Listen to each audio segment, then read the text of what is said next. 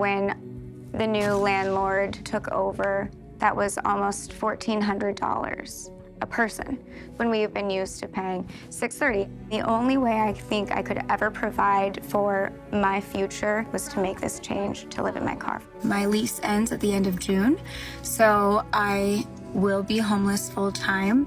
The Honda Element that I live in now is 20 years old, and it has over 256,000 miles on it. I spend $20 a week on groceries, rice, beans, vegetables, eggs, oatmeal.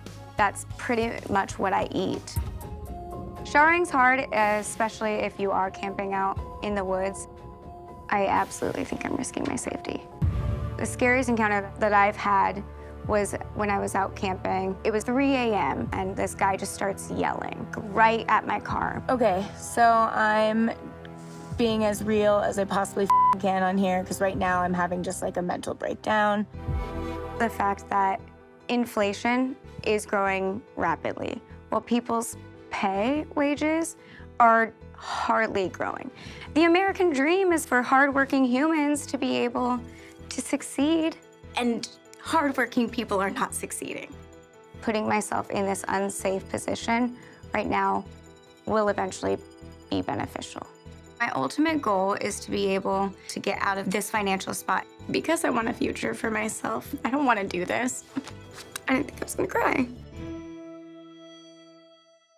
Well, Jay, you say there are days where you just get overwhelmed because living in a car is hard day after day after day.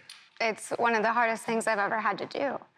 Live in a car, try to survive and not feel like I'm a nuisance to anyone or anything. How long have you been in your car now? I started living in my car part-time from March until June. And then since July till now, I'm still in my car. And what do you do for bathroom, shower? How does that work? I use public bathrooms, gas stations, restaurants, all of that stuff. For gym, I can kind of kill 3 birds with 1 stone. I can use the bathroom, I can shower, and I can work out. Where do you stay that you feel the most safe? I camp. That's where I feel the most safe. I try to stay out of like city areas and more like campground areas. And then I just kind of use survival skills from camping just to go to the bathroom. Okay. You don't like imposing on friends and family and that sort of thing? No, everyone's going through this. I'm not the only person. So I feel like it's unfair for me to go to a family member's house or a friend's house who's also struggling. This is my journey, and I feel like I have to do it. And you did have a place, and they jacked your rent. Take me through the moment that you crossed that threshold when you said, I just can't do that. I mean, what was the conversation you had with yourself? How could I possibly manage to do that and pay $700 more when I'm already sinking so hard now? There was just no way. I didn't have another option. How many times have you walked by, driven by, looked at, and seen homeless people and not seen homeless people? How do you feel being part of that population now? I never thought that this would happen to me, but it can happen to anyone. You look at any human and it could happen to anyone at any point. I'm just here trying to survive. That's all I'm thinking about. And how do you get out of this? How does this end?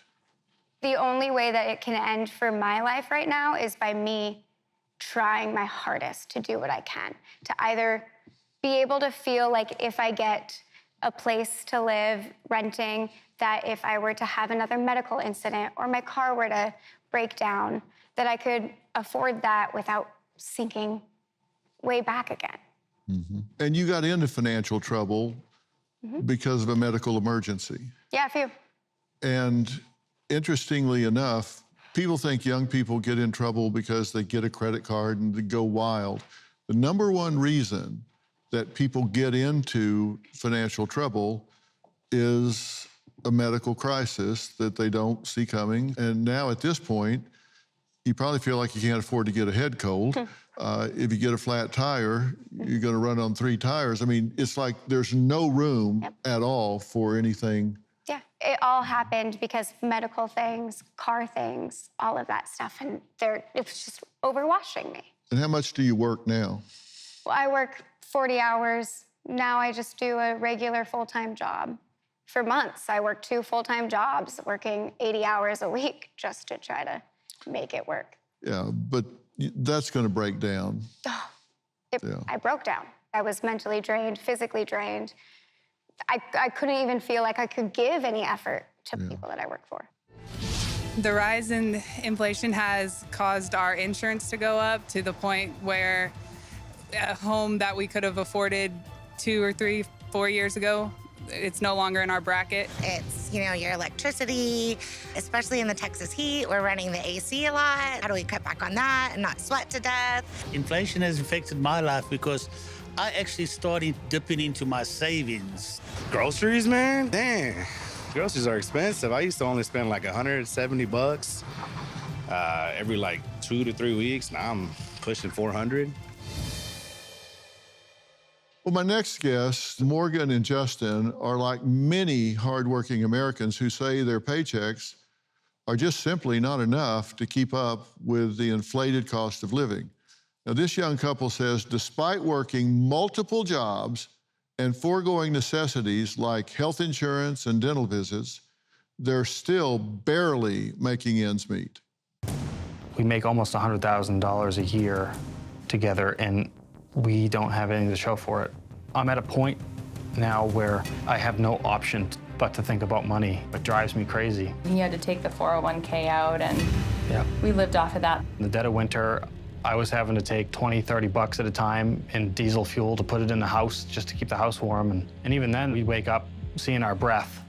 We struggle with expenses, including daycares. Groceries are outrageous. I go to the store and I get like 2 or 3 meals worth of food, and it's like $200 or $300. Medical bills I can't afford. I don't go to the dentist anymore. I don't go to the doctor. I can't pay the co-pays. I can't even look after my own health because I can't afford to. We both definitely look forward to the end of the day because going to sleep, it's like the only time that you can escape it. He wakes up miserable. I wake up miserable. It's just nightmare every single day. Well, Morgan, Justin, thank you guys for being here. You've been very transparent with us in sharing. You are not extravagant people. No. How do you explain this to yourselves? I can't even believe it. Inflation has gotten so bad that we're doing everything the same. And I feel like all of a sudden we can't afford life. And it's like, what has changed? I don't know. And we just don't know how it's going to get better. Well, you have 3 jobs, and then you work a couple of side jobs. Yep. You work as well. Yep. And you have a 5-year-old. Mm-hmm. And you strip away what most people would call luxuries. I mean, eating out or going to do fun things. You're into survival mode. Yeah. Mm-hmm. Right. What is your objective at this point? It would be great just to have any kind of savings again, just to get to a point where if something were to happen, there's some type of safety net to fall back on. Because the fear of not having anything there and something happening is an everyday thought. Every second you're trying to find a way to make more money, spend more of your time towards a better job, Right. you know, more jobs, And any also- passive way of income. She was saying getting sick is the worst. Like, you worry about getting sick. Any illness can just throw everything through a loop, you know? It's not an option. And then when you have a child, it's one extra person to worry about, you know? Yeah. You look forward to going to bed because it's the only time you're not worrying about bills or how you're going to do it. Is that your escape? It's the only time you could escape it for, you know, a couple of hours and you're thrown right back into it. Yeah, it sounds so depressing, right? But when you fall asleep, it's like nothing matters anymore. You're in dreamland. You don't have to worry about your bills. You don't have to worry about what's going to come tomorrow. What if your car breaks down, or what if you don't have groceries? Yeah. And you guys say you're about 300 grand in debt. Yep. Yeah. And you think, well, how'd that happen? It's not hard when you think, well, we've got a modest mortgage on a house, student loans, then you've got a vehicle. There's things that are not extravagant. That's not a lot of debt Right. for Yeah. a family. Right. But how much harder is it than it was a year ago or 2 years ago? Everything. Groceries, God, gas prices. Yeah. Everything is just crazy. And I feel like no matter how hard we work, we add extra jobs to it. You know, I try to clean people's houses on the side, anything I can do. And I just feel like it's getting harder and harder to just stay afloat. Do you see this getting better? No, I don't. Do you guys see it getting better? No, I mean, if anything, it's getting worse and worse.